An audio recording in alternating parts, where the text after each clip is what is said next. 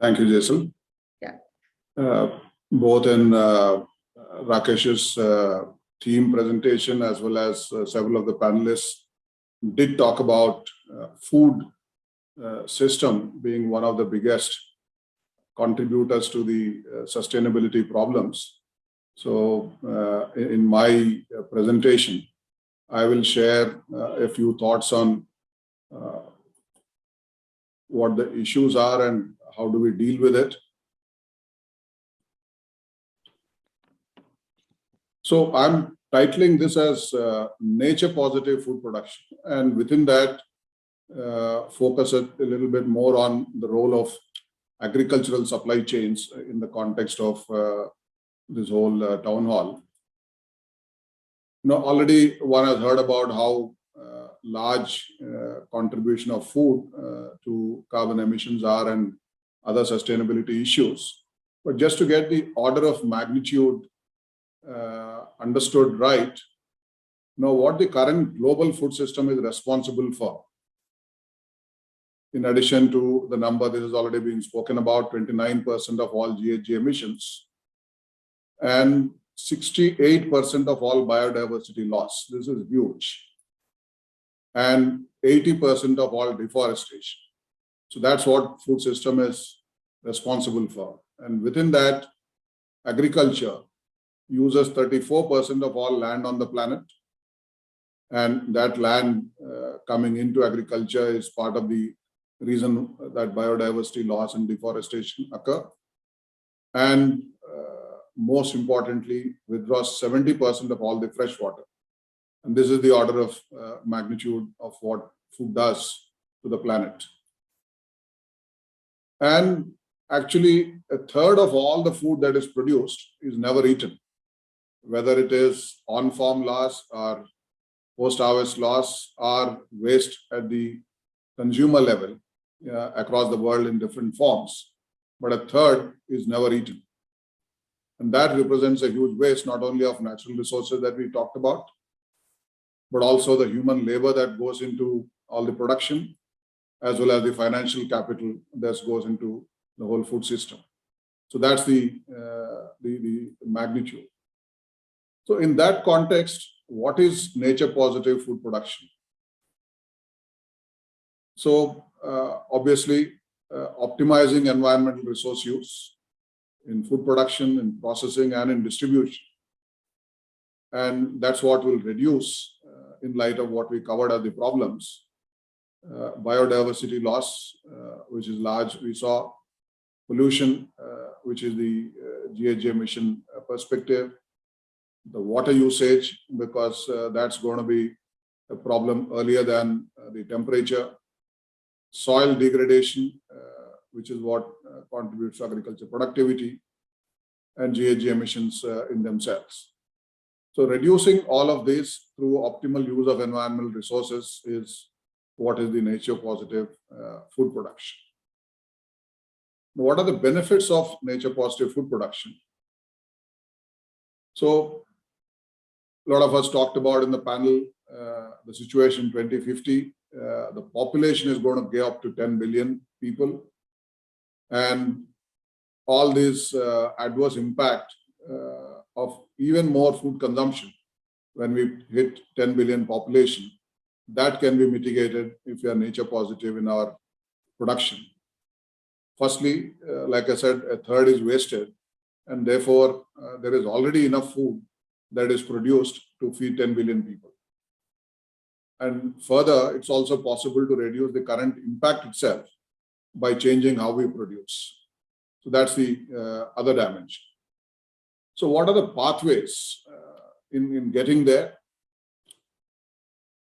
Naturally, the first thing is protecting the natural ecosystem against any further conversion into food production, whether it is deforestation that we talked about, or encroachment that happens into indigenous people lands. Both of that needs to be protected. And actually, as the last part of the panel that was speaking about what you measure is what you manage, there is, for the global food trade, right now there is no guidance system like we have for food safety. There is codex alimentarius for food safety, but there is nothing like a codex planetarium or something like that. And all of these are elements of such kind of a protection. Then managing the existing food system sustainably. Again, one had heard in the panel that the business as usual is not going to work any further in other contexts, and same is true in case of our food system also. So therefore, one needs to manage. And again, we also heard of livestock being a very important contributor to all this trouble. And therefore, how do you manage livestock to cut down on the adverse impact? The regenerative agricultural practices as part of this. And just about 9 crops contribute to 2/3 of all the global food system from a nutrition perspective. And that's not enough agricultural biodiversity, and that needs to expand. And we also talked about food losses, and that needs to reduce as well. The third pathway is really restoring what has already got degraded, whether it is the ecosystem in form of the grasslands or shrublands, and soil health. One needs soil health stewards as much as there are for water, and possibly a local level governance at landscape level is what will ensure a better management, and therefore the whole restoration is the third pathway.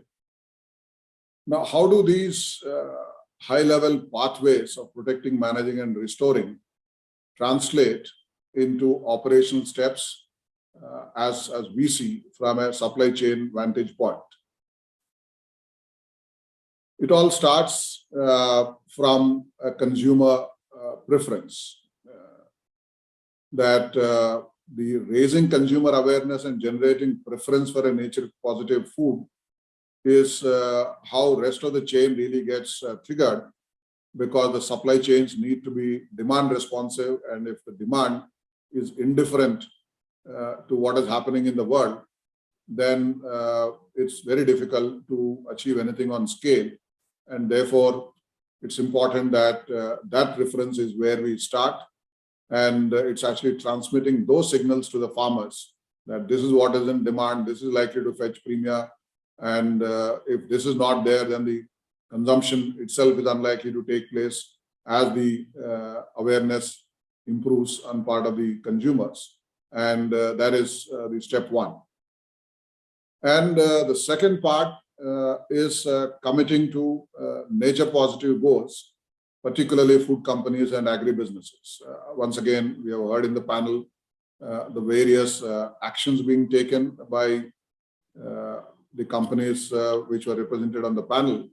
And pretty much in the context of food, all the food companies and agribusinesses will have to commit to these natural positive goals. And Sanjay then talked about that all is good when one is talking about at a large company level. But how do you enable particularly the small farmers to engage in nature positive agriculture is what really makes a difference on the ground. And again, a point that Sanjay made quite effectively is on how do you integrate both the traditional and modern practices, because world as we knew until a century ago or so was far more sustainable. And as part of many of the practices that we see on the ground, we see that many of the traditional practices are far more appropriate today than a number of practices that got in the last 100 years. And therefore, combining those two, traditional and modern practices, we need to enable farmers. And enabling farmers, one of the most important steps is not so much in showing what might happen in 2050 and what might happen in 2040 or 30, but given the low incomes of the farmers, how can it make a difference to them today? Whether any of these nature positive practices, when they follow, can it reduce their costs? Can it improve their productivity? Can it expand their incomes through a better quality. So it is a potential here and now economic difference that can help enable besides this knowledge of these practices. And finally, linking the farmers to these consumer markets in the step one that I talked about through traceable supply chains. Again, traceable supply chains point has been very well made in the panel too. And those traceable supply chains is what will assure the consumers on one hand and actually bring and plow back those rewards to the farmers at the other end. And therefore, this is the supply chain perspective of translating all this intent of how do you create a nature positive food system. And just to demonstrate in practice what really happens, I'll just pick up the agriculture part of the activity among all these 4 steps. And again, since decarbonization has been covered quite extensively, what is done inside the boundaries of an organization was talked quite extensively. I'll briefly touch upon just about 3 initiatives and underscore the importance of doing things on scale. The very first slide I presented on the order of magnitude. The intent is to say that if we have to move the needle on this sustainability front, the action needs to be on the same scale at which the challenge is presented to the world, and therefore attempting to do these things on scale is the intent of these 3 slides I have on the steps being taken as ITC as one demonstration. So one very interesting program which is gaining imagination is the integrated climate smart villages program. And what's a climate smart village is where all the farmers are smart about the way they consume water, smart about the way they are recycling the nutrients, smart about the way they are emitting carbon and consuming energy, and they're smart about how they anticipate and rely on the weather forecast to appropriately change their agronomic practices. And all of this is supported by smart institutions in terms of the farmers' own user groups, so that the knowledge is really accessed on all these different parts. 325 to 425. The demonstrated benefits of all of these climate smart villages. Those who are not muted, if you can mute, please. Someone is a lot of noise is coming. So demonstrated benefits of these climate smart villages on 300,000 acres in the first instance, and in the last 6 months, we've worked on preparing state level adaptation plans for the states of Rajasthan, Madhya Pradesh and Maharashtra, and starting the next year, this is going to get integrated into the state level plans as well. And our own 2030 commitment is to take this climate smart village program to 3 million acres at 10x compared to the piloted scale that was done in the first instance. And another big action is on water stewardship. And this intervention is at 2 levels. One is on the supply side augmentation. The top row of pictures is related to supply side augmentation, where water storage potential is created, whether it is the wells or farm ponds or check dams, and all of these through water users associations that I talked about. Over 20,000 structures today is benefiting irrigate as much as 1.3 million acres. And so that's a scale at which essentially action needs to be taken to deal with the problem that faces us today. And the second row of all the pictures that are there is again a glimpse of a few crops as to what have been the conventional practices in water and what are the new practices, whether it is in paddy or in sugarcane or in onion as they're shown here, but several other crops that we engage in. Just in about 3 lakh acres where these practices are being followed now, 200 million cubic meters of water is being saved per year. And so therefore, from the potential of water, this is many multiples over the storage and supply side augmentation, and both need to be done for a positive balance.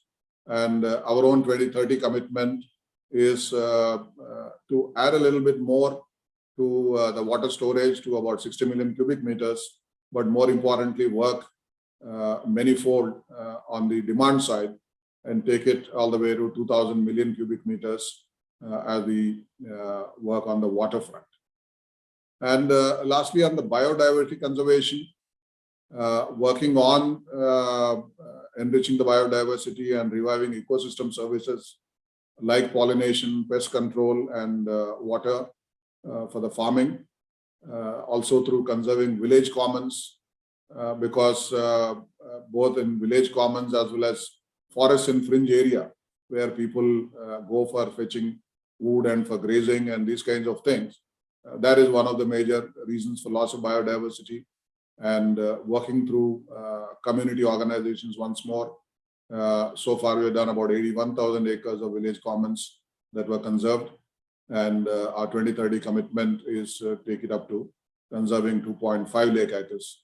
So along the supply chain, the most crucial area is enabling farmers, demonstrating the benefits for them in the short run, and taking the benefit in the longer run for the larger environment is the approach. And when it is built into a virtuous cycle of consumer demand, the intermediary level commitment on part of food processors and agribusinesses, and creating traceable supply chains is how the food system can become also nature positive.